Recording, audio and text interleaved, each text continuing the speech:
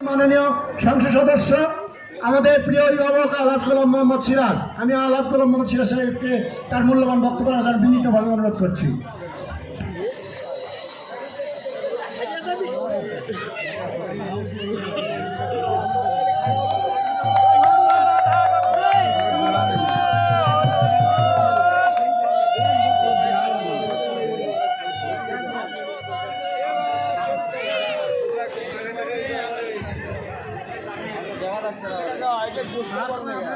শেরপুর পৌর শাসন কমিটি আয়োজিত আজকের বাৎসরিক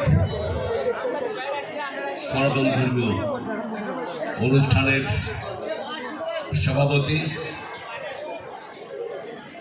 বর্তমান পৌর প্রশাসক এবং ইয়নো সম্মানিত আমাদের সাইদুজ্জামান সাহেব, উপস্থিত আমাদের মাঝে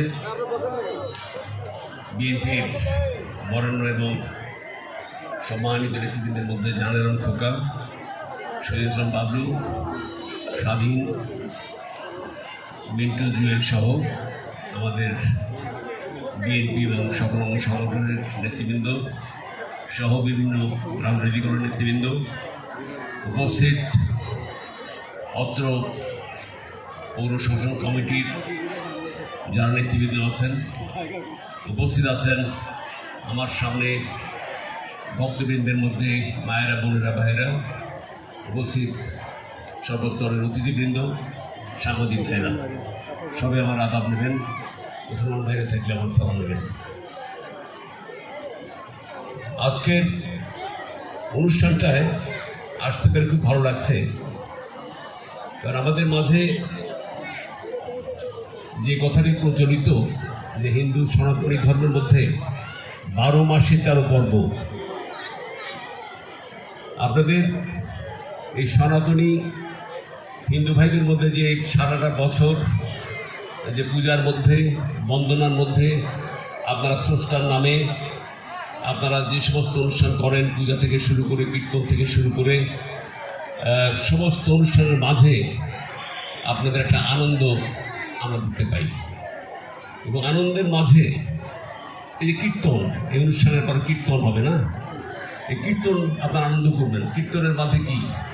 এই কীর্তনের মাঝে আপনারা আপনাদের স্রষ্টা ভগবানকে স্মরণ করবেন, স্রষ্টাকে স্মরণ করেন এবং তার কাছে আপনার শান্তি চান, দুনিয়াতে শান্তি চান, যেন সুখে শান্তিতে মানুষ বাস করতে পারে।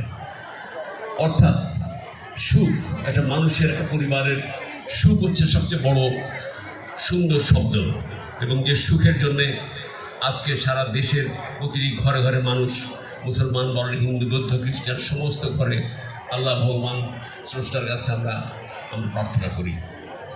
তো যাক, এই সুখ সমৃদ্ধি নিয়েই আমাদের, এই আশা নিয়েই থাকতে হবে, এই আশাই আমাদের জীবন। তো বক্তব্য শুনলাম, তো এখানে আমার ছোট ভাই স্বাধীন করেছে যে এটা আমার প্রথম, বোধ হয় না, সম্ভবত আরেকবার আসছিলাম, জানালাম খোকা তখন এসছিলাম একবার। তো যাই হোক, আজকের এই অনুষ্ঠানে বক্তারা সবাই ভোটের ভালোবাসা, ভোটের বিনিময়ে সমস্ত বলছিলেন। আসলে ভোট এমন একটা জিনিস যেটা হচ্ছে ভালোবাসার একটা মাধ্যম, এবং ভালোবাসার তো আপনার কেনা বেচা যায় না, এবং এর পাল্টাপাল্টি কিছু নেই, দান প্রতিদান আমি মনে করি না। হ্যাঁ, আমি মনে করি যে কর্মের ফল যেটা, সেটা আমরা দিই। ধরেন কথার কথা, যদি আজকে আমি শেরপুরে যদি আমার হিন্দু কমিউনিটির ভাই বোনেরা যদি আমাকে ভোট কম দিত, তাহলে কি আমি আসতাম না? আমি অনুদান দিতাম না? কি ঠিক কিনা? আমাদের বরঞ্চ রাজনীতির একটা কথা আছে, যেখানে ভোট বেশি পাও সেখানে যেও না, যেখানে ভোট কম পাও সেখানে যাও। ঠিক আছে? ভোট যেখানে কম পাও, পরবর্তীতে আবার ভোটের জন্য আবার বেশি করে কাজ করো, বেশি করে কাজ করো, বেশি করে ভোট দেবে। তো এখানে আমার কথা হলো না, আমার সত্যিকার অর্থে এবার আমি নির্বাচনের আগে আপনাদের বলেছি যে আমার রাজনৈতিক জীবনের প্রাপ্তির চূড়ান্ত আল্লাহ তাআলা দিয়েছে। আমার দল, আমার বিএনপি, আমার নেত্রী দেশনেত্রী বেগম খালেদা থেকে শুরু করে জনাব তারেক রহমান পর্যন্ত আমার দল আমাকে দিয়েছে, এবং আপনাদের মাধ্যমে দিয়েছে, আপনাদের ভালোবাসার মাধ্যমে যা দিয়েছে আমি পরিপূর্ণ। আমার জীবনের আর অপ্রাপ্তি বলে কিছু নেই, আমি আল্লাহর কাছে শুকরিয়া আদায় করি। আমি এই জন্য বলেছিলাম নির্বাচন আগে এগিয়ে আমার শেষ নির্বাচন, এবং রাজনীতি থাকবে, রাজনীতি তো আমার মুশকিল, রাজনীতি তো প্রবেশের পথ আছে কিন্তু মানে এক্সিট নাই, আপনার বের হওয়ার রাস্তা নাই, তবে এমপি বের হওয়ার রাস্তা আছে।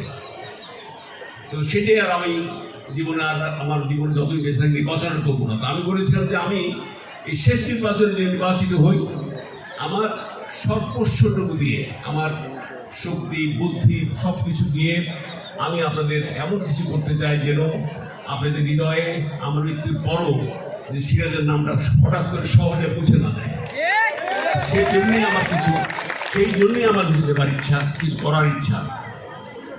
আপনারা জানেন যে এই মন্দির, আপনার এই শ্মশান, এই মন্দির, সব মন্দিরের জন্য আমি 3 লক্ষ টাকা দিয়েছি। স্বামী বলেছি, শুনেছেন যে অনেকগুলো মন্দির আমরা 3 লক্ষ টাকা করে দিয়েছি, একটা মন্দিরও বাকি থাকবে ইনশাআল্লাহ। কিন্তু লক্ষ লক্ষ দিয়েছি, কিন্তু আমার তো স্বপ্ন কোটি ঘরে, এখন আমি কোটি দিতে চাই। এবং বক্তব্যে আমার ভাইরা বলেছে, অনেক কথাই বলেছে, তবে শেষে যে কথাটা আমার সভাপতি শহীদ ইসলাম বাবু বলেছে সেই কথাটা আমি কোট করতে চাই। বিগত ফ্যাসিস্ট সময় আমলে অনেক বছর চলে গেছে, শত সহস্র কোটি কোটি টাকা খরচ হয়েছে, আর মেগা প্রজেক্ট হয়েছে। বড় আশ্চর্য লাগে যে আমার শেরপুর এই পৌরসভায় রাস্তাঘাটের কি অবস্থা থাকা সম্ভব? বলেন, এই যে আপনারা থাকেন, সম্ভব? আমার খুব কষ্ট হয়েছে।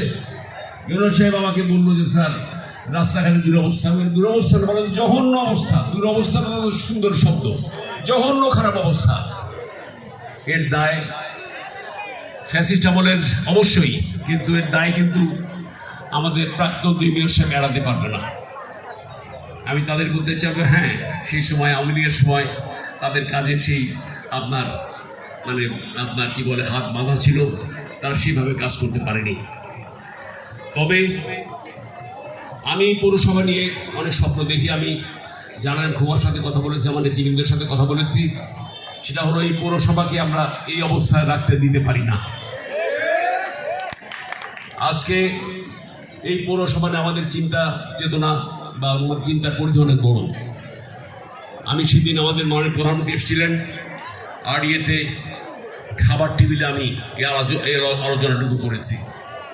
আমার কয়েকটি বিষয় ছিল, এই বিষয়টা ছিল একটা, সেটা হলো যে শেরপুরের গ্যাস নিয়ে বলেছি যে গ্যাসটা অত্যন্ত প্রয়োজন। আর একটা বলেছি প্রায়োরিটি ছিল যা মাননীয় প্রধানমন্ত্রী আপনি তো বগুড়ার পৌরসভাকে সিটি কর্পোরেশন ঘোষণা করে দিয়ে আসলেন। আপনি কি জানেন আমার পাশের টেবিলের পাশে ছিল আপনার মেহক ভাই, অ্যাডভোকেট মেহক ভাই, আর এক পাশে ছিল আমাদের সমাজ বাদশাহ। অ্যাক্টিভিটি খাচ্ছিলাম আমরা 3 জন। তো আমি বললাম যে মেহক ভাই সাপোর্ট দিল, হ্যাঁ স্যার আসলে আমাদের তো পৌরসভা শেরপুরের বয়স একই। আপনি দেখেন শেরপুর এবং বগুড়া পৌরসভা এবং 1 ঘন্টা অথবা 1 দিন আগে আমার শেরপুর পৌরসভা। তো আপনি কি ওটাকে সিটি করেন, আমাদের আপত্তি নাই, তাহলে আমার পৌরসভা কী করবেন? তারা এসব খেতে খেতে হেসে বললো যে আপনি কি শেরপুরের সিটি কর্পোরেশন বানাতে চান? এখন সিটি কর্পোরেশন আমি চাই না, আমি এটা চাই যে আমাকে কিছু ফাও দিবেন, ফাও। ওদের যে বাজেট দিবেন শত শত কোটি টাকা আসবে, এখানে ছিটা ফোটা হলেও তো আমি অন্তত 50 কোটি টাকা পাবো, 100 কোটি টাকা পাবো। আরেকটি কথা হলো যে আপনার পৌরসভার আয়তন বাড়াতে হবে, তার কারণ শহরতলি, আমাদের চারিপাশের শহরতলিকে যদি আমরা ইনক্লুড করে ফেলি পৌরসভায়, তাহলে অন্তত আরও 3, 4, 5টি আপনার ওয়ার্ড বানাতে হবে, 9 থেকে হয়তো 12 অথবা 15টা ওয়ার্ড করতে হবে। তা আমি কিন্তু ওনার সাথে আলোচনা করে ফেলেছি এবং বলে দিয়েছি যে এই সমস্ত যা কথা বললাম আমি আপনার বরাবর আগামী 1-1.5 মাসের মধ্যে আমার প্রপোজাল নিয়ে কিন্তু আমি সাবমিট হয়ে যাবে। আমি বলবো চাইতে থাকেন, আমিও দিতে থাকবো। উনি হেসে করে চাইতে থাকেন, আমিও দিতে থাকবো। অর্থাৎ বগুড়ায় আমাদের ভাগ্য যে তারেক রহমান সাহেব আমাদের প্রধানমন্ত্রী, এই সুযোগ হয়তো জীবনে আর আসবে কিনা জানি না, কারণ আমি 91 পেয়েছিলাম বেগম খালেদা জিয়াকে, আর আমার জীবনের শেষ প্রধানমন্ত্রী পেয়েছি তারেক রহমানকে। আমি যদি এই উন্নয়ন যদি আজকে শেরপুর ধরে না আনতে পারি, এই ব্যর্থতা আমার হবে। অসেবি আমি নিজেকে ব্যর্থভাবে, আমার জীবনের ব্যর্থতা বলে কোনো শব্দ নাই, কাজে আমি ব্যর্থ হব এটা মনে করি না। আমি আপনাদের এই যে বসে বসে দেখছিলাম, যে আপনি জানেন যেটা আপনারা সবই জানেন যে করতোয়া এটা মরা বসেছে, কিন্তু আমাদের ছোটবেলায় কিন্তু এই করতোয়াটা মরা ছিল না, এটা চলমান বহমান নদী করতোয়া ছিল। আমি ভাবছিলাম যে একটা শ্মশান, এই জায়গায় মানুষের শেষ বিদায়ের একটা জায়গা, এবং শেষ বিদায়ের জায়গা মানুষ যখন পৃথিবীকে বিদায় নেয় এবং বিদায় দেবার জন্য যে পরিবাররা আসেন, তাদের জন্য জায়গাটাকে আরো কি মনোরম সুন্দর একটা জায়গা দরকার। এই পরিবেশটা হওয়া উচিত গ্রিন, এটা সবুজের মধ্যে পৃথিবী থেকে একটা মানুষ বিদায় নেবে এবং পরিবার যখন চোখের পানি ফিরে আসবে, অন্তত আমাকে সবুজ দেখে চারিদিকে সবুজ দৃশ্যগুলো তার চোখের পানি একটু হলেও চোখের পানিটাকে বন্ধ করে দেওয়ার জন্য, শব্দ করবার জন্য সবুজ কাজ করবে। আজকে বলতে চাই যে এই করতোয়া আপনি জানেন না, ফুকা বলেছে তার বক্তব্য আপনারা জানেন যে অলরেডি একটা প্রজেক্ট নেওয়া হয়েছে আপনার বগুড়ার করতোয়া সংস্কার, এখানে 1200 কোটি টাকার প্রজেক্ট, এবং এটা এক নাকি গত মিটিংয়ে ফেরত গেছে। কিন্তু আবার আমি সেই বিষয়ে আপনার রহমান সাহেবের সাথে কথা বলেছি, প্রধানমন্ত্রীর সাথে কথা বলেছি, আবারও আপনার এই নেক্সট একদিকে যাবে এবং করতোয়া প্রজেক্টে আমাদের শেরপুরের মধ্যে 25 কিলোমিটার আমাদের করতোয়ার অংশ, এবং এই খনন কাজ সম্পন্ন হলে কিন্তু এর দৃশ্য পাল্টায় যাবে এবং করতোয়া খনন এবং প্রসার হলে এটা আগের করতোয়ার চেহারা বা রূপ আপনারা দেখতে পারবেন। আমি এই ক্ষেত্রে বলবো ইউনিসেফ আছেন, আমাদের নেতৃবৃন্দ আছেন, ইনশাআল্লাহ এদের মধ্যেই একজন আজকে প্রশাসক, আগামীতে কেউ না কেউ আমরা এই মঞ্চে বসে কেউ না কেউ এই আমাদের এই পৌরসভার চেয়ারম্যান হবে, মেয়র হবেন, তাই না? কি হবে নাকি? হবে তো হবে, ইনশাআল্লাহ মেয়র হবেন, আবার আপনার কি বলে কাউন্সিলর হবেন। আমি বলতে চাই যে এই আমাদের কি বলে পৌরসভায় অন্তত এই জায়গা যেটা বলছিলাম, এখানে অন্তত চমৎকার একটা, অন্তত ইউনিসেফ আপনি যতদিন আছেন, আমি চাইবো যে এই জায়গায় একটা আপনার খনন কাজের আগেও হোক বা পরেই হোক একটা প্ল্যান করেন যে দেখেন এর পাশে চমৎকারভাবে বসার জায়গা আমরা করে দিতে পারি, তাই না? করে দিতে পারি এইখানে, সেটাই বলছি আমি যে একটা দৃষ্টিনন্দন একটা প্রজেক্ট, যেখানে একটা সবুজ ঘেরা একটা শ্মশান ঘাট হবে, মন্দির থাকবে, এবং এখানে আমি হিন্দু সম্প্রদায়ের ভাইদের বলি যে আপনারা হিন্দু ধর্মীয় বই পুস্তক, ধর্মীয় বই এই সমস্ত বা লাইব্রেরি এই সমস্তটা করেন না। লাইব্রেরিতে আমরা আমার বই দেখি, শুধু হিন্দু ধর্মীয় কেন, আপনারা সমস্ত বইপত্র রাখেন, একটা ছোটোখাটো লাইব্রেরি করেন, আমি টাকা দিব, অসুবিধা নাই, কিন্তু এখানে যাতে পরিবেশ সুন্দর হয়। এবং আরও একটা ভালো কি জানেন, যে এই জায়গায় আমি পরে বলছি এটা এই পরিবেশটাকে সুন্দর করেন। আর যেটা বলছিলাম যে রাস্তাঘাটের কথা শুধু বাবলু বলেছে, আর কেউ কিন্তু বলেনি। আমি যদি বলি যে মসজিদে আমি 1 কোটি টাকা দেবো, অথবা মন্দিরে 1 কোটি টাকা দেবো, আর যদি বলি যে একই টাকা আমার হাতে আছে 1 কোটি টাকা, মসজিদ মন্দিরে দিব নাকি রাস্তায় দিব, আমার বিশ্বাস সবাই আপনার বলুন রাস্তায় দাও। কাজে এই রাস্তা দিয়ে যে ভক্তরা আসেন, মন্দিরে আসেন বা মসজিদে আসেন, কেউ রাস্তা হাঁটতে পারেন না, গাড়ি ঘোড়া দূরে হাঁটার রাস্তা পর্যন্ত নাই।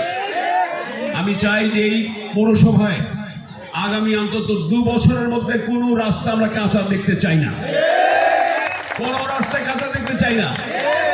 এবং যে অনুদান আসবে সে অনুদান প্রশাসন হোক বা নির্বাচিত আমাদের মেয়র হোক, আমি কিন্তু ওয়াচ ডগের মতো কিন্তু আমি দেখবো টাকা খরচ হচ্ছে কিনা এবং দুর্নীতি হচ্ছে কিনা, এবং পাই কিন্তু আমি এই ডেভেলপমেন্টের উন্নয়নের যে কাজগুলো আমি আদায় করে ছাড়বো ইনশাআল্লাহ জনগণের পক্ষে। আরেকটি স্বপ্নের কথা বলে দেয়, স্বপ্ন কেন যে বাস্তব হবে। একটা 20-25 কোটি টাকার একটা প্রজেক্ট নিয়ে আলোচনা হচ্ছে, যে কপাল ভালো থাকে আপনাদের শেরপুরবাসীর, পৌরসভার জন্য এই টাকাটা ইনশাল্লাহ হয়তো আপনারা পাবেন।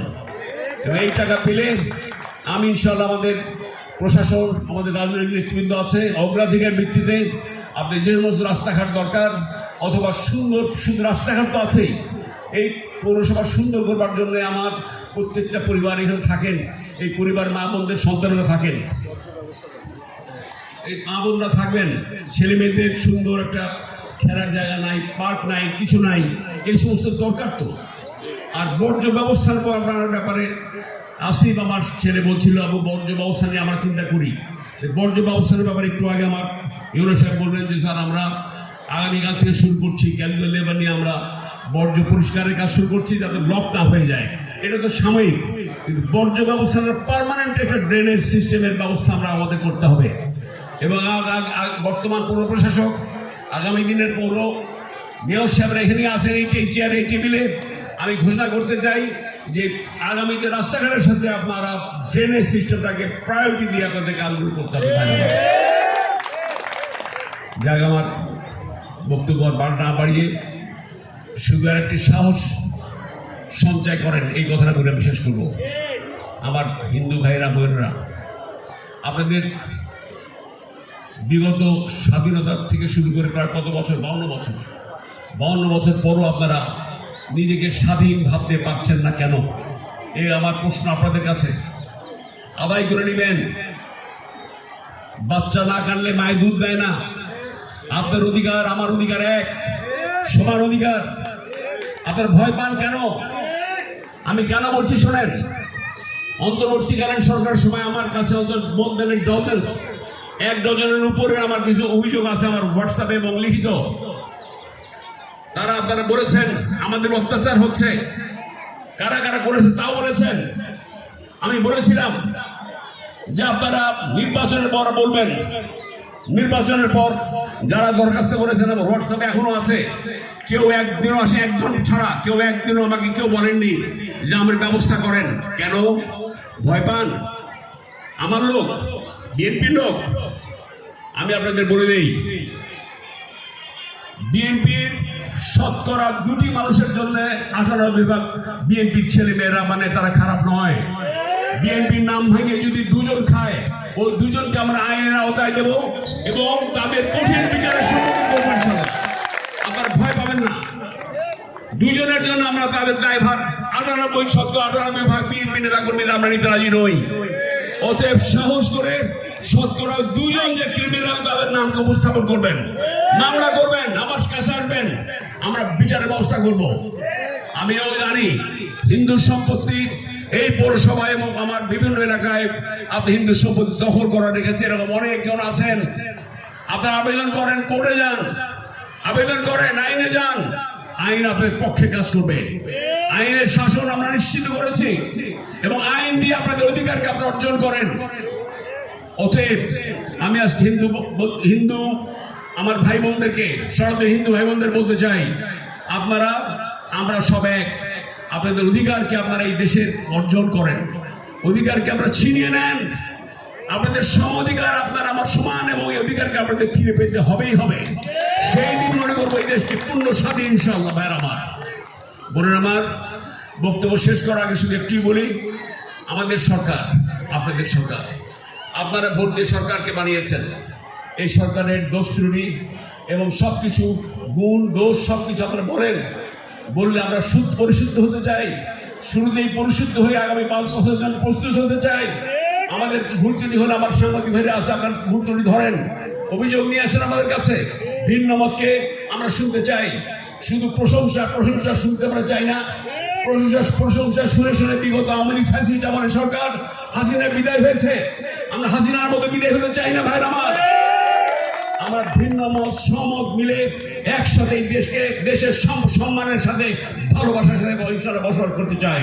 আমি পরিশেষে আজকে আয়োজক বৃন্দ, আমি সবাইকে আমার পক্ষ থেকে, আমার দলের পক্ষ থেকে, আমাদের নেতা যারা প্রধানমন্ত্রী তারেক রহমানের পক্ষ থেকে আপনাদের শুভেচ্ছা ও সালাম জানিয়ে আমার বক্তব্য শেষ করছি। ধন্যবাদ আপনাদের সবাইকে, শুভেচ্ছা এবং সালাম, আদাব। সভাপতির বক্তব্য আছে না, সভাপতি শেষ করবে না। ধন্যবাদ প্রধান অতিথিকে। আমরা এই রাগ করে লাকি একটু পরে এই পর্যায়ে আমরা অনুষ্ঠান শেষের দিকে আমাদের সভাপতি সাহেব সমাপনী বক্তব্য দেবেন। আমি শুধু আমাদের মাননীয় প্রধান অতিথিকে বলতে চাই, আমরা মন্দিরে এসেছি তাই মন্দিরের কথা বলেছি, রাস্তার কথা তো আমরা বলবোই, আপনার সাথে আমরা সহমত। কিন্তু আপনি বলেছেন যে আমাদের দায় আছে 2 মেয়রের সাবেকের। আমি যেটি, আপনারা শেরপুর পৌরবাসী অনেকে রয়েছেন, আপনাদের মনে রয়েছে আমি যখন মেয়র ছিলাম MGSP প্রকল্প 100 কোটি টাকা আমি এখানে অন্তর্ভুক্ত করেছিলাম।